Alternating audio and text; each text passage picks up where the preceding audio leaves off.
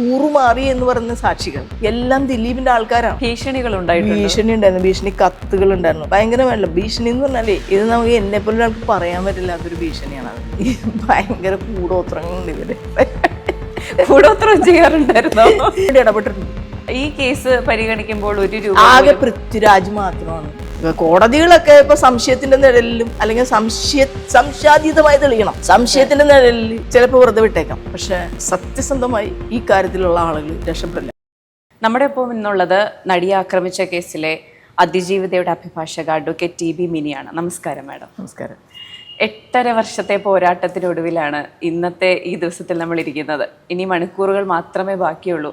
വിധി അനുകൂലമാകുമെന്ന് പ്രതീക്ഷിക്കുന്നുണ്ടോ? ഈ മണിക്കൂറുകൾ മാത്രമുള്ളൂ എന്ന് പറയുമ്പോൾ ഒരു ടെൻഷൻ, ഒരു ആന്തലകട് കയറി. വിധി അനുകൂലം എന്ന് പറഞ്ഞു കഴിഞ്ഞാൽ ഈ കേരളത്തിലെ മലയാളികളായിട്ടുള്ള ആളുകളെല്ലാവരും ലോകത്ത് എവിടെ ഇരിക്കുകയാണെങ്കിലും അവരെല്ലാവരും ഈ പെൺകുട്ടിക്ക് നീതി കിട്ടണം എന്ന് ആഗ്രഹിക്കുന്നവരാണ്. അതെ, വളരെ അപൂർവമായിട്ടുള്ള ആളുകൾ മാത്രമാണ്. ഇപ്പം ഈവൻ രാഹുൽ ഈശ്വരി ഒരു ചർച്ചയിൽ പോലും ഇപ്പം ഈവൻ ആള് ഡിക്ലെയർ ചെയ്യാണ് ഞാൻ ദിലീപ് അനുകൂലിയാണ് അല്ലെങ്കിൽ പുരുഷ അനുകൂലിയാണ് എന്നൊക്കെ പറഞ്ഞ് ഡിക്ലെയർ ചെയ്യുന്ന രാഹുൽ ഈശ്വർ പോലും എല്ലായ്പ്പോഴും പറയുന്നത് ആ പെൺകുട്ടിക്ക് നീതി കിട്ടണം എന്നുള്ളതാണ്. അതെ.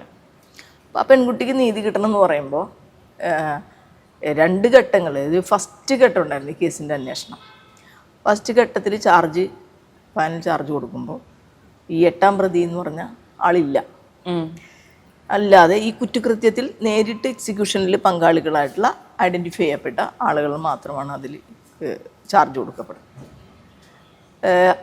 എന്നിട്ട് പിന്നെ ഈ DGP ലോക്നാഥ് ബെഹ്റയ്ക്ക് 8ാം പ്രതിയായിരിക്കുന്ന ദിലീപ് കൊടുക്കുന്ന ഒരു പരാതിയുണ്ട്. ആ പരാതിയാണ് സെക്കൻഡ് ഇൻവെസ്റ്റിഗേഷനിലേക്ക് നടക്കുന്നത്. ആ പരാതിയിൽ ജയിലിൽ നിന്നും ഈ കേസിലെ 1ാം പ്രതി എന്നെ വിളിച്ച് നിരന്തരം ശല്യം ചെയ്യുന്നു, അതിനൊരു നടപടി ഉണ്ടാവണം എന്ന് പറയുകയാണ്. അപ്പോൾ ജയിലിൽ നിന്നും ഈ നാട്ടിൽ എന്തോരം ആൾക്കാരുണ്ട്. അപ്പോൾ നേരത്തെ മുതൽ ഈ കേസിൽ ദിലീപിന് എന്തെങ്കിലും തരത്തിലുള്ള പങ്കുണ്ടോ എന്നുള്ള ഒരു സംസാരം നാട്ടിലാകെയുണ്ട്. അതെ. അതിന് പല ആളുകളും സമ്മർദ്ദം ചെലുത്തി, സർക്കാരിനെയും ഒക്കെ സമ്മർദ്ദം ചെലുത്തി ഈ പ്രതി ഉൾക്കൊള്ളാതെ ഒരു ചാർജ് ഷീറ്റ് കൊടുക്കുകയാണ്.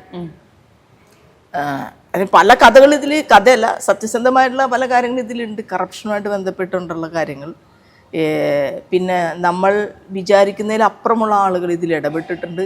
അതായത് ഈ ദിലീപിനെ ഇതിൽ നിന്ന് ഒഴിവാക്കാനായിട്ട്. അതിനുശേഷമാണ് അദ്ദേഹത്തിൻ്റെ എന്തോ വിദേശ ടൂറിന് വേണ്ടി അദ്ദേഹം പോകുന്നു, ചാർജ് കൊടുക്കും. അപ്പം ഇനി അയാളില്ലല്ലോ. അപ്പോൾ ഈ അന്വേഷണം നടത്തണമെന്നുള്ളൊരു പരാതി ചെയ്തു. ആ പരാതി അന്വേഷിക്കുമ്പോൾ ഇത് പ്രകൃതിയുടെ ഒരു കയ്യൊപ്പ് ഈ കേസിലുണ്ടെന്ന് പറയുന്നതാണ്. ആ പരാതി അന്വേഷിക്കുമ്പോൾ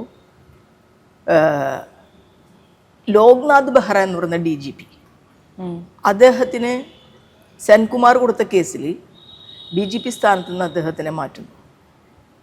അപ്പോൾ 3 ദിവസത്തിനുള്ളിൽ അന്വേഷിച്ച് നടപടി ഉണ്ടാവണം എന്നാണ് പറഞ്ഞത്. ഈ 3 ദിവസം ബെഹ്റ ആ സീറ്റിലില്ലാണ്ടാവുന്നു. മനസ്സിലായില്ല. അപ്പോൾ ബെഹ്റ ഇത് ഫോർവേഡ് ചെയ്യണം, അന്വേഷിച്ച് നടപടി എടുക്കാൻ പറഞ്ഞാൽ IG-ക്ക് ഫോർവേഡ് ചെയ്യണം. IG നേരെ ഇൻവെസ്റ്റിഗേറ്റിംഗ് ഓഫീസർക്ക് കൊടുക്കുന്നു. ഇൻവെസ്റ്റിഗേറ്റിംഗ് ഓഫീസർ നേരെ ജയിലിലേക്ക് പോകുന്നു. ജയിലിൽ ഈ A1-നെ പൾസർ സുനിയെ കാണുന്നു. പൾസർ സുനിയെ കാണുമ്പോൾ പൾസർ സുനി കുറച്ച് കാര്യങ്ങൾ പറയുന്നു.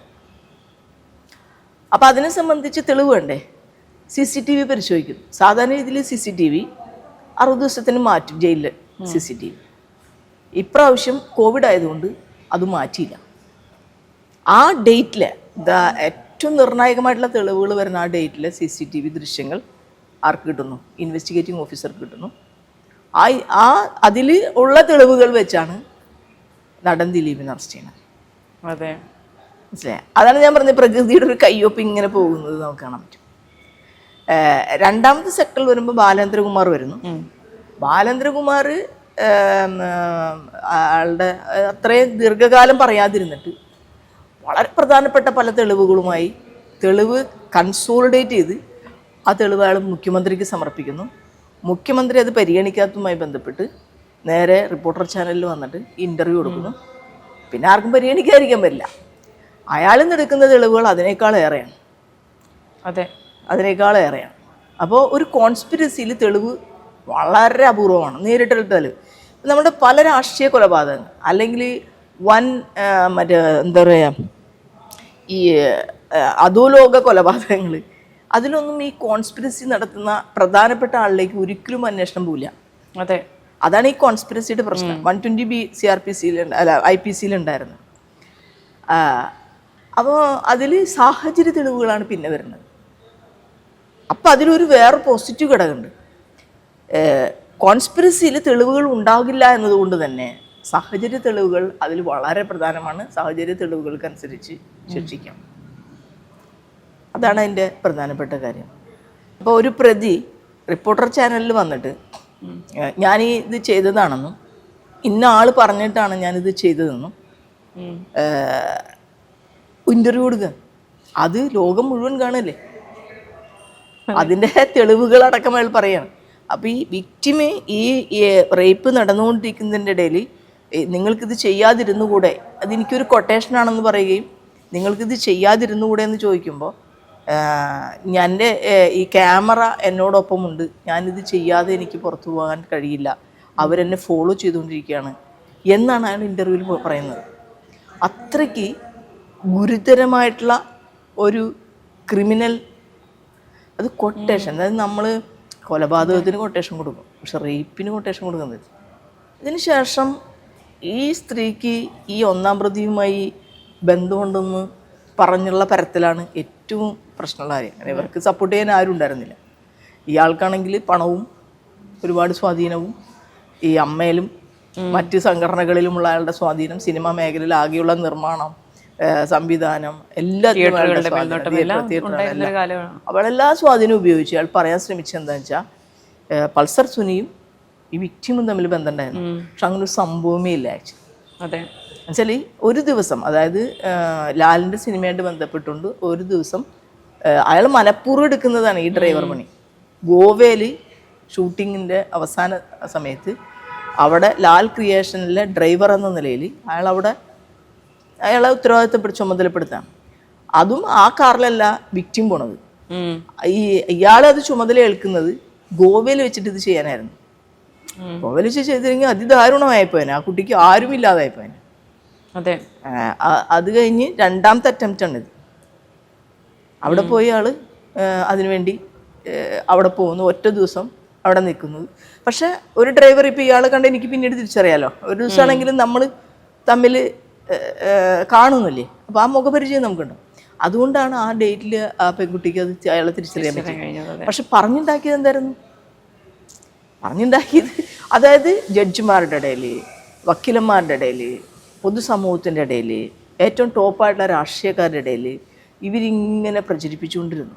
ഈ കുട്ടിയാണെങ്കിൽ ട്രോമയിൽ 5 വർഷം, മാത്രമല്ല വിവാഹം കഴിഞ്ഞു, അവർ വേറെ നാട്ടിൽ പോയി, അങ്ങനെയുള്ള സംഭവം. പക്ഷെ അതിൻ്റെ ഒരു കരുത്താണ് സത്യത്തിൽ ഈ കേസിനെ മുന്നോട്ട് കൊണ്ടുപോകണം. അവരുടെ ഒരു കരുത്ത്, അല്ലെങ്കിൽ ഈ കേസ് എപ്പോഴേ ഇട്ടിട്ട് പോയേനെ. അതെ, പറയാതിരിക്കും. ഞാൻ കേസ് ഏറ്റെടുക്കുമ്പോൾ ഞാൻ പറഞ്ഞതാ, സെറ്റിൽ ചെയ്യണമെങ്കിൽ നിങ്ങൾ ഇപ്പം സെറ്റിൽ ചെയ്യണം. ഞാൻ എടുത്താൽ പിന്നെ സെറ്റിൽ ചെയ്യരുത്. അത് നമ്മളുടെ ഇപ്പം ഞാൻ ഹേമ കമ്മിറ്റിയിൽ അത് മുഴുവൻ ഏറ്റെടുത്ത് അവരെല്ലാവരും ഇട്ടിട്ട് പോയപ്പോൾ നമ്മൾ എന്ത് ചെയ്തു? നമ്മൾ വെറും ഗോപിയല്ലേ. അതെ, അപ്പം അങ്ങനത്തെ സിറ്റുവേഷൻ. അപ്പം അത്രയും പ്രശ്നങ്ങളിലൂടെ ആ കുട്ടി കടന്നുപോയി. പക്ഷെ കേരളത്തിൽ മുഴുവൻ ജനങ്ങൾ, ഞാൻ വളരെ കുറച്ചാളുകൾ ഒഴിച്ച്, ദിലീപിനെ ചുറ്റിപ്പറ്റി നിൽക്കുന്ന കുറേ ആളുകളുണ്ട്, അവരൊഴിച്ച് ബാക്കി മുഴുവൻ ആളുകളും എന്നേക്കാൾ ടെൻഷൻ അവർക്കുണ്ടത് എനിക്കാണ്. ഈ കേസ് എന്തായി എന്താണെന്ന് അറിയാൻ. വിധി വരുന്ന നിമിഷങ്ങൾ അടുക്കും തോറും കേരളം ആകെ ശ്വാസം അടക്കി പിടിച്ച് നിൽക്കുന്ന ഒരവസ്ഥയാണ് എനിക്ക് ഫീൽ ചെയ്യണത്. അതെ, തീർച്ചയായും, ഉറപ്പായിട്ടും. ഈ മണിക്കൂറുകൾ സ്ത്രീകള് ഞാൻ എവിടെ പോലും ആൾ തന്നെ ഐഡന്റിഫൈ, എനിക്ക് ഭയങ്കര ബുദ്ധിമുട്ട്. ഇപ്പൊ രഹസ്യമായി ഒന്നും ചെയ്യാൻ പറ്റുന്ന അവസ്ഥയാണ്. അപ്പോൾ ഈ കേസിൽ 28ഓളം, ഞാൻ പറയുന്നത് ശരിയാണെങ്കിൽ 28 സാക്ഷികളാണ് കൂറുമാറിയിട്ടുള്ളത്. ഇതിലെല്ലാം ദിലീപിന്റെ ഇൻഫ്ലുവൻസ് ഉണ്ടായിട്ടുണ്ടോ? അല്ല, അതിലൊരു കാര്യവുമില്ല. കാരണം ഈ കൂറുമാറി എന്ന് പറയുന്ന സാക്ഷികൾ എല്ലാം ദിലീപിന്റെ ആൾക്കാരാണ്. ദിലീപിന്റെ ഭാര്യ, ദിലീപിന്റെ അനിയൻ, ദിലീപിന്റെ പെങ്ങള്, ദിലീപിന്റെ അളിയൻ, ദിലീപിന്റെ സന്തത സഹചാരി, ഡ്രൈവർ, ദിലീപിന്റെ ഏറ്റവും അടുത്ത കൂട്ടുകാരൻ സിദ്ദിഖ്. പക്ഷെ ഇവരൊക്കെ പിന്നീട് വിധി വരണതിന് മുന്നേ തന്നെ അവർ അനുഭവിച്ചല്ല അല്ലേ? ഏറ്റവും അവസാനം രാഹുൽ ഈശ്വരി സാക്ഷിയല്ല, ഒരു കാര്യമില്ലാത്തൊരു. അതെ, അപ്പോൾ ഞാനെപ്പോഴും പറഞ്ഞത് പ്രകൃതിയുടെ കയ്യൊപ്പിട്ടത്. തീർച്ചയായും അതിൽ സന്തോഷവും തോന്നുന്നുണ്ട്. കാരണം അവരൊന്നും ഇതിൽ പ്രതികളല്ലല്ലോ. ഇടവേള ബാബു ആൾക്ക് കാര്യങ്ങളെല്ലാം അറിയാം, സിദ്ദിഖ് ആൾക്കറിയാം. അതെ, ഇതിനെല്ലാം മൗന അനുവാദം മനുഷ്യരുണ്ടല്ലോ. അവരെല്ലാവരും പറയണ എന്താന്നിട്ട് ഞങ്ങൾ വിക്ടിമിന്റെ കൂടെയാണ്.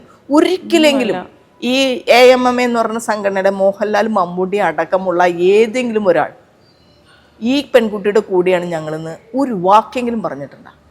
അവർക്ക് നീതി കിട്ടുന്നതിന് വേണ്ടി ഒരു സംഘടന എന്ന് പറഞ്ഞാൽ അതല്ലേ. അതിൽ പെട്ടിട്ടുള്ള ഒരു പെൺകുട്ടിക്ക് ഇത്രയും ദാരുണമായ ഒരു കുഴപ്പമുണ്ടാവണം. അത് ആരും ആയിക്കോട്ടെ, അയാൾ കൾപ്രിറ്റാന്ന് കണക്കാക്കപ്പെടണ്ടേ? അതെ, ഉറപ്പായിട്ടും. അവർ ഒരു വാക്ക് പറഞ്ഞിട്ടില്ല. പക്ഷെ അവരാരും തന്നെ പ്രതികളല്ല. പക്ഷെ പ്രകൃതിയിൽ നിന്നും അവർക്ക് കിട്ടും. അതാണ് എൻ്റെ ഒരു കാഴ്ചപ്പാട്. കോടതികളൊക്കെ ഇപ്പൊ സംശയത്തിന്റെ നിഴലിലും അല്ലെങ്കിൽ സംശയാതീതമായി തെളിയണം. സംശയത്തിന്റെ നിഴലിൽ ചിലപ്പോൾ വെറുതെ വിട്ടേക്കാം. പക്ഷെ സത്യസന്ധമായി ഈ കാര്യത്തിലുള്ള ആളുകൾ രക്ഷപ്പെടില്ല. അതെ. അപ്പോൾ ഇതിൽ ഈ ഹൈക്കോർട്ടിലെ മെമ്മറി കാർഡിന്റെ ഹാഷ് വാല്യൂ മാറിയതുമായിട്ട് ബന്ധപ്പെട്ട് ഒരുപാട് വിവാദങ്ങൾ വന്നിരുന്നു. ആ സമയത്തും എനിക്ക് തോന്നുന്നു അതിജീവിത അനുഭവിച്ച മെന്റൽ ട്രോമ എന്ന് പറയുന്നത് വളരെ കൂടുതലാണ്. പിന്നല്ലാണ്ട് അറിയുമ്പോ നമ്മൾ അത് വേറൊരു റേപ്പാണ്. അത് ആര് നമ്മൾ വിശ്വസിച്ചേൽപ്പിക്കുന്ന ഒരു ഇൻസ്റ്റിറ്റ്യൂഷൻ റേപ്പ് ചെയ്യാന്ന് പറയുന്നതാണ്. മനസ്സിലായ? അത് റിഗ്രറ്റ് ചെയ്യപ്പെടണേയില്ല. വെച്ചാൽ കോടതിയിൽ വിശ്വസിച്ച് ബന്ധം, ഇതൊരു കളവ് കേസല്ല. ഇതൊരു പെൺകുട്ടിയുടെ ലൈഫുമായി ബന്ധപ്പെട്ട് അവരുടെ സ്വകാര്യതയുമായി ബന്ധപ്പെട്ടൊരു കേസാണ്. അതിൽ റേപ്പ് ചെയ്യണ സീനാണ് അതിലുള്ളത്. അത് വിറ്റ് കാശാക്കാൻ വേണ്ടിയായിരുന്നല്ലേ ഈ പരിപാടി നടത്തിയത്. ഇവരെ ഉപദ്രവിക്കുന്നതോടൊപ്പം ഇത് വിറ്റ് കാശാക്കുക എന്നുള്ള ലക്ഷ്യം കൂടിയുണ്ട്. സുനി പറഞ്ഞില്ലേ? അതെ അതെ, മനസ്സിലായി. വിറ്റ് കാശാക്കുക എന്നൊരു ലക്ഷ്യം കൂടിയുണ്ട്. അപ്പൊ അങ്ങനെ ഒരു കേസിൽ അത്രയും സുരക്ഷിതമായി സൂക്ഷിക്കേണ്ട ചെസ്റ്റിൽ എന്ന് പറഞ്ഞാൽ എന്താ, നെഞ്ചിൻ്റെ അകത്തിലെ, അതിന് ഫുൾ റെസ്പോൺസിബിലിറ്റി ഇൻസ്റ്റിറ്റ്യൂഷനാണ്. ഞാൻ 30 വർഷം, ഇപ്പം ഈ ജനുവരിയിൽ 30 വർഷമാവും എൻ്റെ പ്രാക്ടീസ്. ഞാൻ ഒരിക്കലും കോടതികളുമായി ശണ്ട കൂടാൻ പോയിട്ടില്ലാത്ത ഒരാളാണ്. പക്ഷെ ഞാനിതിന് കോടതികളുമായി എന്തുകൊണ്ടാണെന്ന് വെച്ചാൽ ആകെ ജനങ്ങൾക്ക്, ഇതുപോലുള്ള ആളുകൾക്ക് വന്ന് നീതിക്ക് വേണ്ടി പോരാടാൻ പറ്റുന്ന ഒരേ ഒരു സ്ഥലം അതാണ്. അത് വിശ്വാസ്യമല്ല എന്ന് വരുന്നത് ജുഡീഷ്യറിക്ക് തന്നെയാണ് നാണക്കേട്. ആ ജുഡീഷ്യറിനെ പ്രൊട്ടക്ട് ചെയ്യേണ്ടത് അതിൻ്റെ ഭാഗമായി നിൽക്കുന്ന ഞങ്ങളുടെയും ചുമതല. പുഴുക്കുത്തുകൾ ഉണ്ടെങ്കിൽ അവരെ നീക്കം ചെയ്യുക എന്ന് പറയുന്നത് എൻ്റെ ഉത്തരവാദിത്വം. അതുകൊണ്ടാണ് ഞാൻ ഫൈറ്റ് ചെയ്യണത്. അല്ലാണ്ട് ജുഡീഷ്യറിനെ മോശമാക്കാനല്ല, അതിൽ നിന്ന് ആ കരട് എടുത്ത് കളയാൻ വേണ്ടിയിട്ടാണ്. എല്ലാ കേസിന് അപ്പിയർ ചെയ്യുമ്പോഴും പ്രതിഭാഗം വക്കീൽ പറയും, ഈ അഡ്വക്കേറ്റ് ഇതേ ചർച്ചയിൽ പോയി ഇന്നത് പറഞ്ഞു. അതാണ് തെളിവ് പ്രധാനമായും, വേറെ തെളിവുകളൊന്നുമില്ല. എനിക്കെതിരെ പറയാനാണ് പ്രധാനമായും കോടതിയിൽ വരുന്നത് അവർ. ഞാൻ അത് പറഞ്ഞു, ഞാൻ ഇത് പറഞ്ഞു എന്നും പറഞ്ഞുകൊണ്ട്. അപ്പം ഞാനും കോടതിയും തമ്മിൽ ഒരു വൈരുദ്ധ്യം ഉണ്ടാക്കാന്നുള്ളതാണ്. പക്ഷെ ഒറ്റ കോടതിയുള്ള അതിൽ വീണ് പോയിട്ടില്ല കേട്ടോ. കാരണം 30 വർഷമായിട്ട് അവർക്കറിയാം ഞാൻ എന്താണ് ചെയ്തുകൊണ്ടിരിക്കുന്നത്. കാരണം ബഹുഭൂരിപക്ഷം ജഡ്ജിമാരും ഞങ്ങൾ ഒരുമിച്ച് ചായ കുടിച്ച് നടന്ന ആൾക്കാരാണ് പിന്നീട് ജഡ്ജിമാരാണ്. എൻ്റെ ക്ലാസ്മേറ്റ്സ് ഉണ്ട് 3 പേര്. പിന്നെ എല്ലാവർക്കും അറിയുന്നവരാണ്.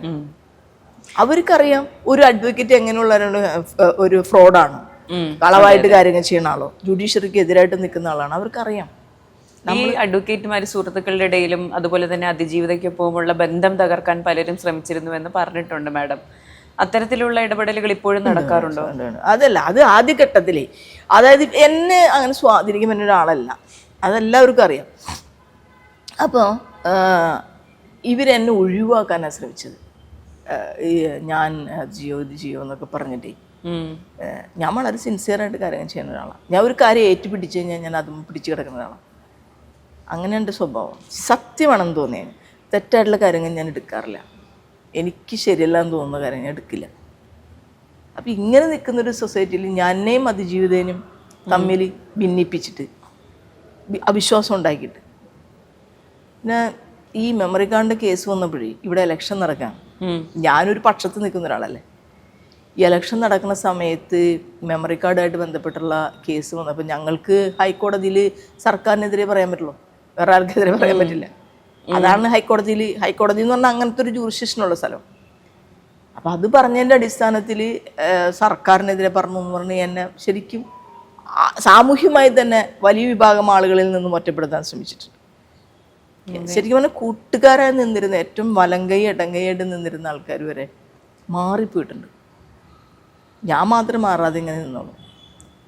ഭീഷണികൾ ഉണ്ടായിട്ടുണ്ട്. ഭീഷണി ഉണ്ടായിരുന്നു, ഭീഷണി കത്തുകൾ ഉണ്ടായിരുന്നു, ഭയങ്കരമല്ല ഭീഷണി എന്ന് പറഞ്ഞാലേ ഇത് നമുക്ക് എന്നെപ്പോലെ ഒരാൾക്ക് പറയാൻ പറ്റില്ലാത്തൊരു ഭീഷണിയാണത്. ഈ ത്രട്ടറിങ് മാത്രമല്ലായിരുന്നു, നമ്മളെ സാമ്പത്തികമായും അല്ലാതെയും തകർക്കുന്നതിന് വേണ്ടിയുള്ള ഈ ഭയങ്കര കൂടോത്രങ്ങളുണ്ട് ഇവര്. കൂടോത്രം ചെയ്യാറുണ്ടായിരുന്നോ? എൻ്റെ അടുത്ത് പലരും വിളിച്ച് പറഞ്ഞിട്ടുണ്ട്, അവരതൊക്കെ ചെയ്തിട്ടുണ്ട് നമുക്കെതിരായിട്ട്. അത് എത്ര ഫലിക്കുമെന്ന് എനിക്കറിയില്ല. അങ്ങനെയുള്ള ആരോഗ്യകരമായും നിൽക്കാനൊന്നും പറ്റാത്ത നിലയിലാക്കാനേ ഒരാൾക്ക് സർവൈവ് ചെയ്ത് നിൽക്കാൻ പറ്റണ്ടേ. വിക്ടിമിനെ സംബന്ധിച്ച് വിക്ടിമിനെ ഞങ്ങൾ ഒഴിവാക്കിയായിരുന്നു. വിക്ടിം ശരിക്കും പറഞ്ഞാൽ ഞങ്ങൾ ഈ അനുഭവിച്ച 4 വർഷം അനുഭവിച്ച ട്രയലും പ്രശ്നങ്ങളിലും ഞങ്ങൾ വിക്ടിമിനെ ഒരിക്കലും ഉൾപ്പെടുത്തിയിട്ടില്ല. അവരെ ഫ്രീ ആക്കി നമ്മൾ വിട്ടിട്ടുണ്ട്. അതാണ് ഞാൻ ചെയ്തൊരു കാര്യം. നമ്മൾ അവരെ റിലീവ് ചെയ്യുക എന്നുള്ളതാണ്. അവരുടെ ലൈഫ് അവർ മുന്നോട്ട് കൊണ്ടുപോവുക, പൊതുസമൂഹത്തിൽ അവർ വരിക. ഇതെല്ലാം ഞാൻ ഏറ്റെടുത്ത് എല്ലാ നീറ്റിലും ഞങ്ങൾ അനുഭവിച്ച്. ഞാൻ മാത്രമല്ല, ഞങ്ങൾക്കൊരു ടീം ഓഫ് ആൾക്കാരുണ്ട്.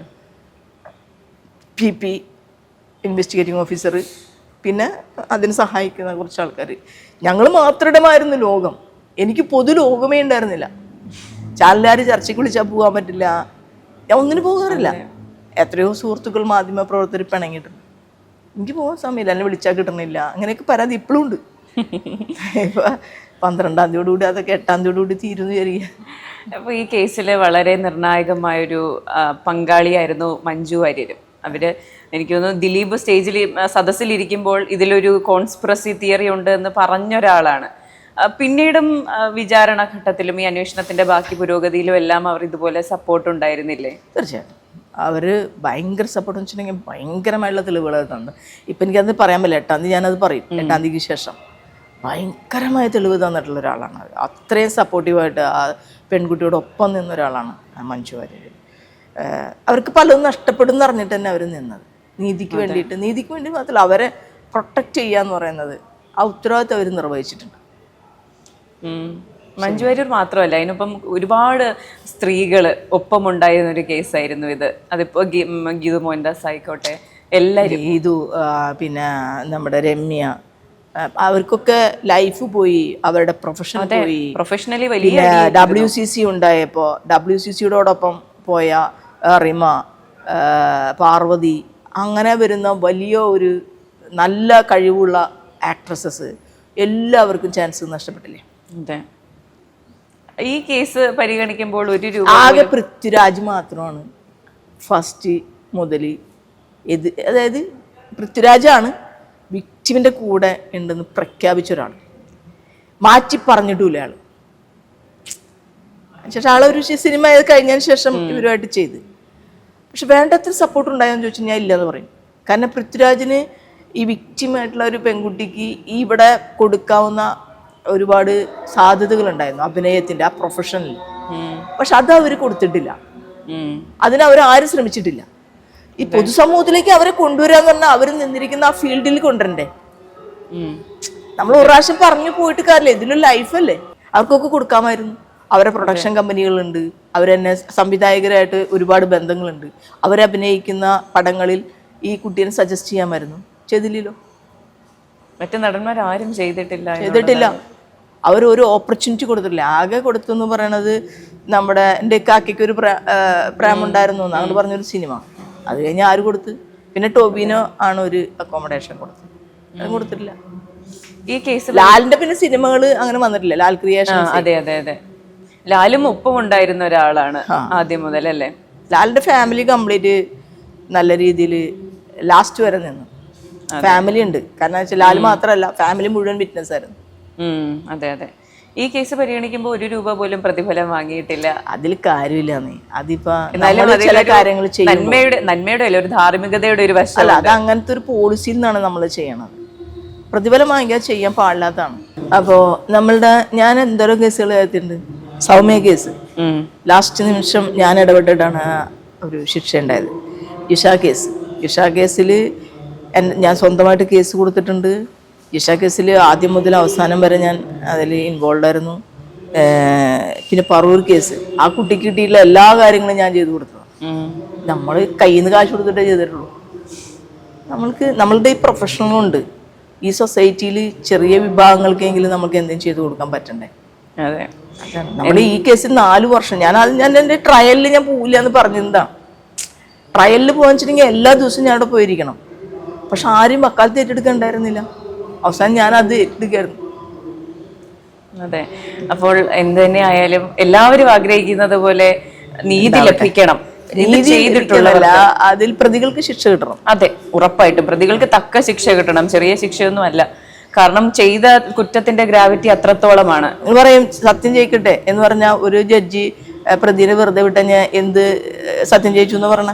അതെ, സത്യം ചെയ്യിക്കണില്ല, നീതിയും കിട്ടണില്ല. അതിൽ എനിക്ക് നല്ല ഉറപ്പാണ് അവർ ചെയ്തിട്ടുണ്ടെന്നുള്ള കാര്യം. കാരണം ഞങ്ങൾ തെളിവുകളെല്ലാം ഞങ്ങൾക്ക് നല്ല ഉറപ്പുള്ള കാര്യം. പിന്നെ ഇതൊക്കെ അപ്രീഷിയേറ്റ് ചെയ്യണമെന്ന് ജഡ്ജാണ്, നമുക്ക് പറയാൻ പറ്റില്ല. അവർ തീരുമാനിക്കട്ടെ, നമുക്ക് അതിന് മുകളിൽ പോവാം, ഫൈറ്റ് ചെയ്യാം. അതെ, ശരി, താങ്ക് യു മാം.